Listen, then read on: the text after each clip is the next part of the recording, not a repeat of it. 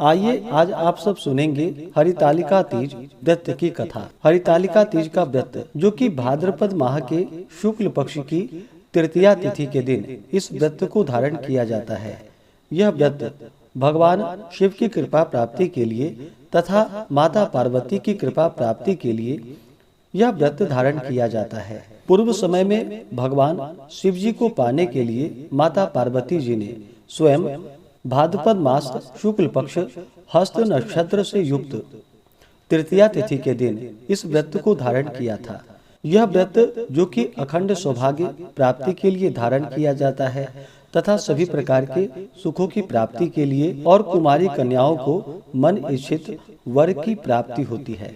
यह व्रत जो कि निर्जला धारण किया जाता है। इस दिन दिन रात्रि निर्जला रह करके भगवान गौरी गणेश का पूजन करते हैं तथा शिव पार्वती और शिव परिवार का पूजन करते हैं तथा रात्रि में गायन वादन करते हुए समय को व्यतीत करते हैं और अगले दिन जा करके सूर्योदय के बाद फिर व्रत का पारण किया जाता है। इससे भगवान शिव माता पार्वती प्रसन्न होकर के सुख सौभाग्य का आशीर्वाद प्रदान करते हैं।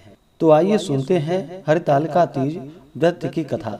तो बोलिए प्रेम से भगवान भोलेनाथ की जय, माता पार्वती की जय। कथा के अनुसार श्री सूत जी कहते हैं कि मंदार की माला से जिन पार्वती जी का केशपाश अलंकृत है और मुंडू की माला से जिन भगवान शिव जी की जटा अलंकृत है, जो पार्वती जी दिव्य वस्त्र धारण की है और जो भगवान शिव जी दिगंबर है, ऐसे श्री पार्वती जी तथा शिव जी को मैं प्रणाम करता हूँ। रमणीक कैलाश पर्वत के शिखर पर बैठी हुई श्री पार्वती जी कहती हैं कि हे महेश्वर, हमें कोई गुप्त व्रत या पूजन बतलाइए जो सब धर्मों में सरल हो, जिसमें परिश्रम भी कम करना पड़े लेकिन फल अधिक प्राप्त हो। हे नाथ, यदि आप मुझ पर प्रसन्न हो तो यह विधान बतलाइए। हे प्रभु, किस तप, व्रत या दान आदि से मध्य और अंत रहित आप जैसे महाप्रभु हमको प्राप्त हुए हैं। श्री शिव जी बोले कि हे देवी, सुनो, मैं तुमको एक व्रत बतलाता हूँ जो मेरे सर्वस्व और छिपाने योग्य है, लेकिन तुम्हारे प्रेम के वशीभूत होकर मैं तुम्हें बतलाता हूँ। जैसे नक्षत्रों में चंद्रमा, ग्रहों में सूर्य, वर्णों में ब्राह्मण, देवताओं में भगवान विष्णु, नदियों में गंगा, पुराणों में महाभारत, वेदों में सामवेद और इंद्रियों में मन श्रेष्ठ है। सब पुराण और वेदों का सर्वस्व जिस तरह कहा गया है, मैं तुम्हें एक प्राचीन व्रत बतलाता हूँ। एकाग्र होकर सुनो। जिस व्रत के प्रभाव से तुमने मेरा आधा आसन प्राप्त किया है, वह मैं तुमको बतलाऊंगा, क्योंकि तुम मेरी प्रेयसी हो। भाद्रपद मास में हस्त नक्षत्र से युक्त शुक्ल तृतीया तिथि को उसका अनुष्ठान मात्र करने से स्त्रियां सभी पापों से मुक्त हो जाती है। हे देवी, तुमने आज से बहुत दिनों पहले हिमालय पर्वत पर इस व्रत को किया था। यह वृतांत मैं तुमसे कहूँगा। पार्वती जी ने पूछा कि हे नाथ, मैंने क्यों यह व्रत किया था? यह सब आपके मुख से सुनना चाहती हूँ। श्री शिव जी कहते हैं कि भारतवर्ष के उत्तर की ओर एक बड़ा रमणीक और पर्वतों में श्रेष्ठ हिमवान नामक पर्वत है। उसके आसपास तरह तरह की भूमियां हैं। तरह तरह के वृक्ष उस पर लगे हुए हैं। नाना प्रकार के पक्षी और अनेक प्रकार के पशु उस पर निवास करते हैं। वहां पहुंचकर गंधर्वों के साथ बहुत से देवता, सिद्धचारण, पक्षीगण सर्वदा प्रसन्न मन से विचरते हैं। वहां पहुंचकर गंधर्व गाते हैं, अप्सराएं नाचती हैं। उस पर्वत राज के कितने ही शिखर ऐसे हैं कि जिनमें स्फटिक, रत्न और वैदुर्य मणि आदि की खाने भरी पड़ी है। यह पर्वत इतना ऊंचा अधिक है कि मित्र के घर की तरह समझकर आकाश को स्पर्श किए रहता है। उसके समस्त शिखर सदैव हिम से आच्छादित रहते हैं और गंगा जल की ध्वनि सदा सुनाई देती रहती है। हे पार्वती, तुमने बाल्यकाल में उसी पर्वत पर तपस्या की थी। 12 वर्ष तक तुम उल्टी टंग कर केवल धुआं पीकर रही। 64 वर्ष तक सूखे पत्ते खाकर रही। माघ मास में तुम जल में बैठी रहती और वैशाख की दोपहरिया में पंचाग्नि तापती रहती थी। श्रावण मास के महीने में जल बरसता तो तुम भूखी प्यासी रहकर मैदान में बैठी रहती थी। तुम्हारे पिता इस तरह के कष्ट सहन को देख कर बड़े ही दुखी हुए। वे चिंता में पड़ गए कि मैं अपनी कन्या किसको दूं। उसी समय नारद जी वहां आ पहुंचे। मुनि श्रेष्ठ नारद जी उस समय तुम्हें देखने को गए थे। नारद जी को देखकर गिरिराज ने अर्घ्य पाद्य आसन आदि देकर उनकी पूजा की और कहा कि हे स्वामी, आप किस लिए आए हैं? मेरा अहोभाग्य है, आपका आगमन मेरे लिए बड़ा ही अच्छा है। नारद जी ने कहा कि हे पर्वतराज, सुनो, मैं विष्णु भगवान का भेजा हुआ आपके पास आया हूँ। आपको चाहिए कि यह कन्या रत्न किसी योग्य वर को दे। भगवान विष्णु के समान योग्य वर ब्रह्मा, इंद्र और शिव इनमें से कोई नहीं है। इसलिए मैं यही कहूँगा कि आप अपनी कन्या भगवान विष्णु को ही देवे। हिमवान ने कहा कि भगवान विष्णु स्वयं मेरी कन्या ले रहे हैं और आप यह संदेश लेकर आए हैं तो मैं उन्हें अपनी कन्या दूंगा। हिमवान की इतनी बात सुनकर मुनिराज नारद आकाश में विलीन हो गए। वे पीतांबर, शंख, चक्र और गदाधारी भगवान विष्णु के पास पहुँचे। वहां हाथ जोड़कर नारद जी ने भगवान विष्णु से कहा कि हे देव, सुनिए, मैंने आपका विवाह पक्का कर दिया है। उधर हिमवान ने पार्वती के पास जाकर कहा कि हे पुत्री, मैंने तुम्हें भगवान विष्णु को दे डाली है। तब पिता की बात सुनकर तुम बिना उत्तर दिए हुए ही अपनी सखियों के घर चली गई। वही जमीन पर पड़कर तुम बड़ी दुखी हुई और विलाप करने लगी। तुमको इस तरह विलाप करते देख एक सखी ने पास आकर कहा कि देवी, तुम क्यों इतनी दुखी हो? इसका कारण बतलाओ। तुम्हारी जो कुछ इच्छा होगी मैं यथाशक्ति उसको पूरा करने की चेष्टा करूंगी, इसमें कोई संशय नहीं है। पार्वती जी बोली, मेरी जो कुछ अभिलाषा है उसे तुम प्रेम पूर्वक सुनो। मैं एकमात्र शिव जी को ही अपना पति बनाना चाहती हूँ, इसमें कुछ भी संशय नहीं है। मेरे इस विचार को पिताजी ने ठुकरा दिया है, इससे मैं अपने शरीर को त्याग दूंगी। पार्वती की इस बात को सुनकर सखियों ने कहा कि शरीर का त्याग न कर, चलो किसी ऐसे वन को चले जहाँ पिता को पता न लगे। ऐसी सलाह कर तुम वैसे वन में जा पहुंची। उधर तुम्हारे पिता घर घर तुम्हें खोजने लगे। दूतों द्वारा भी खबर लेने लगे कि कौन देवता या किन्नर मेरी पुत्री को हरकर ले गया है। उन्होंने मन ही मन कहा, मैं नारद जी के आगे प्रतिज्ञा कर चुका हूँ कि अपनी पुत्री भगवान विष्णु को ही दूंगा। ऐसा सोचते सोचते हिमवान मूर्छित होकर गिर पड़े। गिरिराज को मूर्छित देखकर सब लोग हाहाकार करते दौड़ पड़े। जब होश हुआ तब पूछने लगे कि गिरिराज, आप अपनी मूर्छा का कारण बतलाइए। हिमवान ने कहा, आप लोग मेरे दुख का कारण सुनिए। न मालूम कौन मेरी कन्या को हरकर ले गया है। ऐसा नहीं हुआ तो उसे किसी काले सर्प ने काट लिया या सिंह खा गए होंगे। हाय हाय, मेरी बेटी कहाँ गई? किसी दुष्ट ने मेरी पुत्री को मार डाला। ऐसा कह वे वायु के झोंके से कांपते हुए वृक्ष के समान कांपने लगे। इसके बाद हिमवान तुम्हें वन वन खोजने लगे। वह वन भी सिंह, भालू, हिंसक जंतुओं से बड़ा भयानक हो रहा था। तुम भी अपनी सखियों के साथ उस भयानक वन में चलती चलती एक ऐसे जगह में जा पहुंची जहां एक नदी बह रही थी। उसके रमणीय तट पर एक बड़ी सी कंदरा थी। तुमने उसी कंदरा में आश्रय बना लिया और मेरी एक बालुकामयी प्रतिमा बनाकर अपनी सखियों के साथ निराहार रहकर मेरी आराधना करने लगी।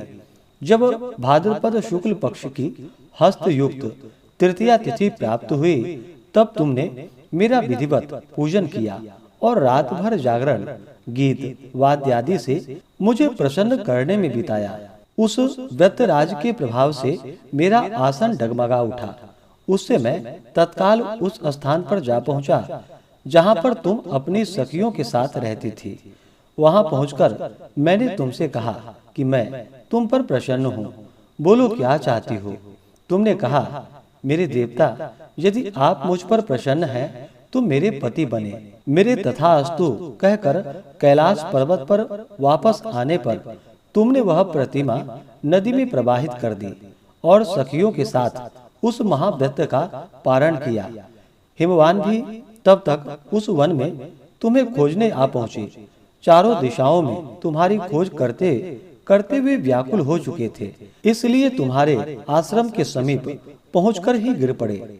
थोड़ी देर बाद उन्होंने नदी के तट पर दो कन्याएं देखी। देखते ही उन्होंने तुम्हें छाती से लगा लिया और बिलख बिलख कर रोने लगे। फिर पूछा, पुत्री, तुम सिंह, व्याघ्र आदि जंतुओं से भरे इस वन में क्यों पहुंची? पार्वती जी ने उत्तर दिया कि हे पिताजी, मैंने पहले ही अपने आप को शिव जी के हाथों सौंप दिया था। आपने मेरी बात टाल दी, इससे मैं यहाँ चली आई। हिमवान ने सांत्वना दिया कि हे पुत्री, मैं तुम्हारी इच्छा के विरुद्ध कुछ नहीं करूँगा। और फिर तुम्हें अपने साथ लेकर घर आए और मेरे साथ तुम्हारा विवाह कर दिए। इसी से तुमने मेरा अर्ध आसन पाया है। तब से आज तक किसी के सामने मुझे यह व्रत प्रकट करने का अवसर प्राप्त नहीं हुआ। हे देवी, मैं यह बताता हूँ, इस व्रत का हरितालिका नाम क्यों पड़ा? तुमको सखिया हर कर ले गई थी, इसी से हरितालिका नाम पड़ा। इस पर पार्वती जी ने कहा कि हे प्रभु, आपने नाम तो बतलाया, अब विधि भी बतलाइए। इसका क्या पुण्य है, क्या फल है? यह व्रत कौन करे?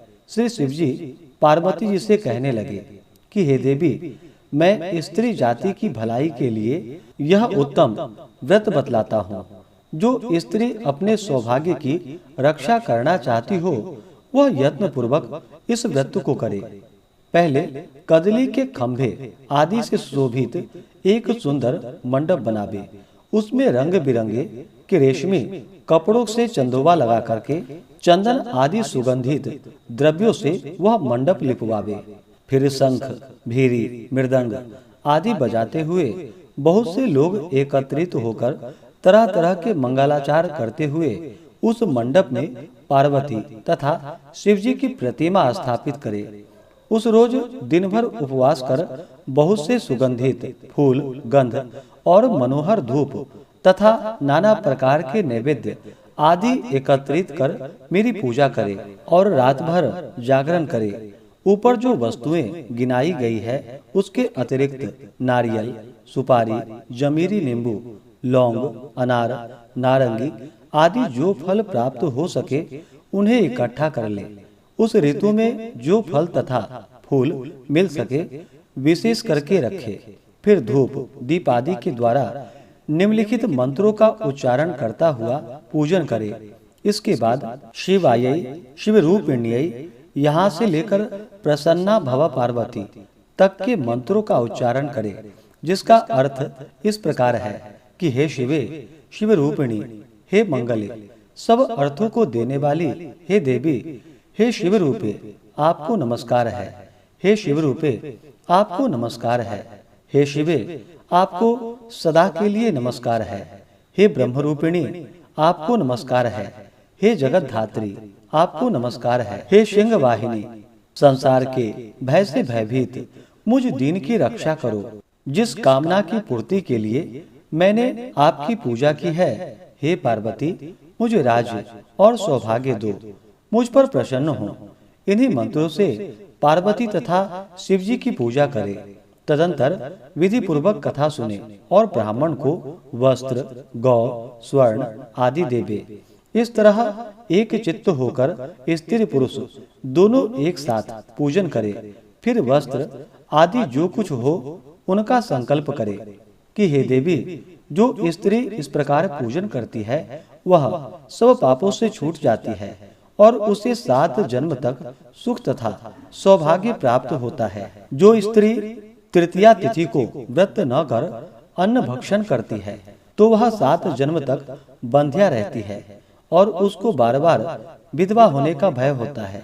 वह सदा दरिद्री, पुत्र शोक से शोकाकुल, स्वभाव की लड़ाकी तथा सदा दुख भोगने वाली होती है, और उपवास न करने वाली स्त्री अंत में घोर नरक में जाती है। तीज को अन्न खाने से सूकरी, फल खाने से बंदरिया, पानी पीने से जोंक, दूध पीने से सांपिनी, मांसाहार करने से बाघिन, दही खाने से बिल्ली, मिठाई खाने से चींटी और सब खाने से मक्खी होती है। उस रोज सोने से अजगरी और पति को धोखा देने से मुर्गी होती है।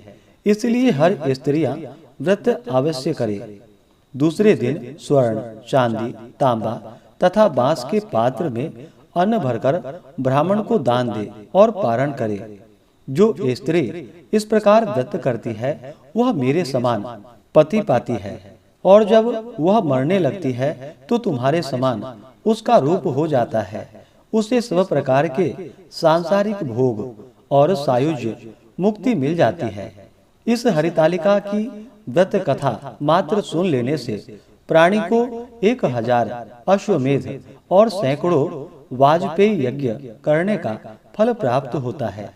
मैंने यह सब व्रतों में उत्तम व्रत बतलाया, जिसके करने से प्राणी सब पापों से छूट जाता है। इसमें कुछ भी संशय नहीं है। तो बोलिए प्रेम से भगवान भोलेनाथ की जय, माता पार्वती की जय। ऐसे ही ज्ञानवर्धक जानकारियाँ प्राप्त करते रहने के लिए, व्रत पूजा के बारे में जानने के लिए, कथा को सुनने के लिए चैनल पे अगर आप पहली बार आए हैं तो चैनल को लाल बटन दबा करके सब्सक्राइब करें। साथ में बेल आइकन घंटी को दबाएं ताकि आने वाली वीडियो का नोटिफिकेशन आपको समय से मिलता रहे।